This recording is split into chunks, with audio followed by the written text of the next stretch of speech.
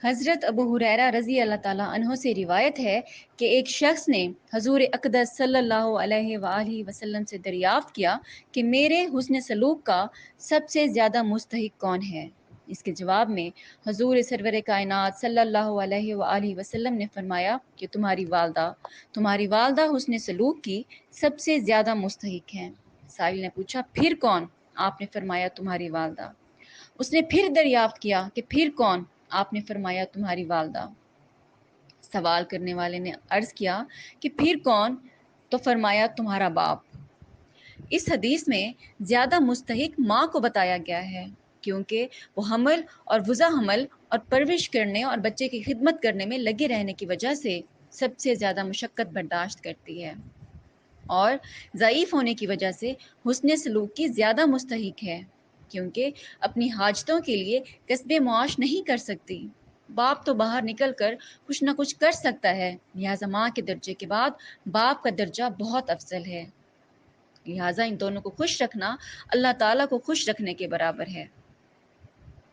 اس لیے اللہ تعالیٰ کا شکر ادا کرنا چاہیے کیونکہ اس نے ہمیں والدین سے نوازا، اور اسی لیے بھی اللہ کا شکر ادا کرنا ہر بندے پر واجب ہے کہ اللہ نے والدین اور خاص طور پر ماں جیسی انمول نعمت سے نوازا۔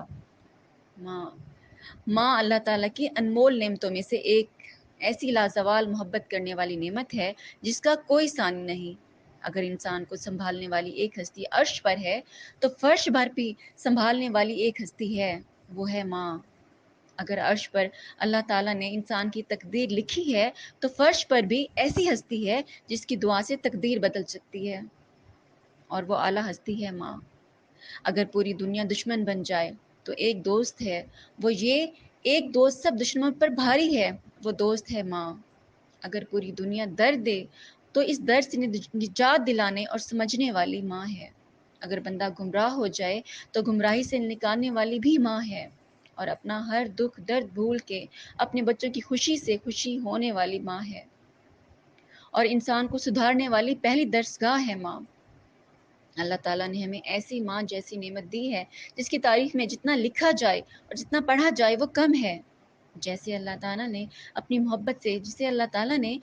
محبت سے خاص حصہ دے کر ماں کے روپ میں انسان کو عنایت کیا، اس نعمت کے لیے انسان جتنا بھی شکر ادا کرے وہ کم ہے، جس نے ہم پر اتنا بڑا احسان کیا، ہمیں زندگی گزارنے کے لیے اتنا بڑا سہارا دیا جس کے بغیر زندگی بے معنی ہو جاتی ہے۔ جن لوگوں کی ماں نہیں ہوتی دنیا میں اس سے بڑا کوئی مسکین بندہ نہیں ہوتا، اور جن لوگوں کی ماں ہوتی ہے جو اپنی ماں کی قدر نہیں کرتے اس سے بڑھ کر بد نصیب اور بے قدرہ اور کوئی نہیں ہوتا۔ اسی لیے ہر بندے کو اپنے والدین کی قدر کرنی چاہیے، ایسا نہ ہو کہ پھر پچھتاوے کے سوا اور کچھ نہ رہے اور سوائے آنسوؤں کے اور پاس کچھ نہ رہے۔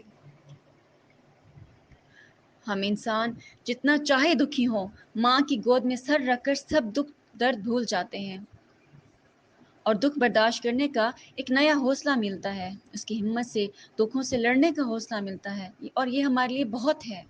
اس لیے والدین کی خدمت کر کے اللہ کا شکر ادا کرنا چاہیے جس نے ہم پر اتنا بڑا کرم کیا کہ ہمیں ہمارے والدین کا ساتھ دیا، بالخصوص ماں جیسی نعمت ہمیں بطور طاقت عطا کی اور ہمارے لیے والدین کا ساتھ عطا کیا۔ اس لیے اللہ کا جتنا بھی شکر ادا کیا جائے وہ بہت کم ہے۔